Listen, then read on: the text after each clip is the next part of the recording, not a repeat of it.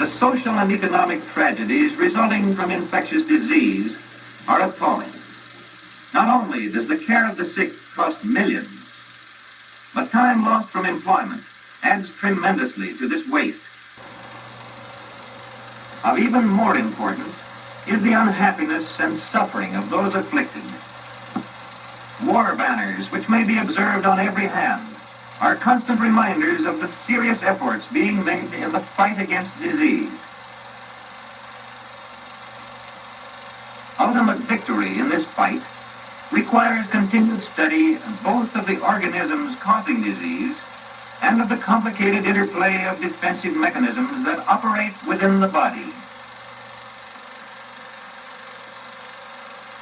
The skin, an armor-like coating, is an important part of the first line of defense. Here the structure of the skin is indicated. At the surface is a hard layer of compact cells, constantly replaced by cells growing outward from this region. As long as this protective coat remains uninjured, bacteria cannot easily break through. Greatly enlarged cross-section of this membrane in the nose shows the blanket of sticky mucus propelled along by the cilia.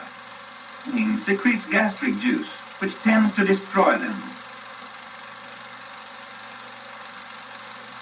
By the time the food mixture passes from the stomach, this mucus coat-bearing bacteria travels from end to end of the nasal passage about every 10 minutes.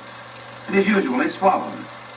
In the stomach, the mucous membrane still acts as a barrier against the bacteria. Furthermore, this primary line of defense continues as a sticky mucous membrane which lines the walls of breathing channels and digestive passages.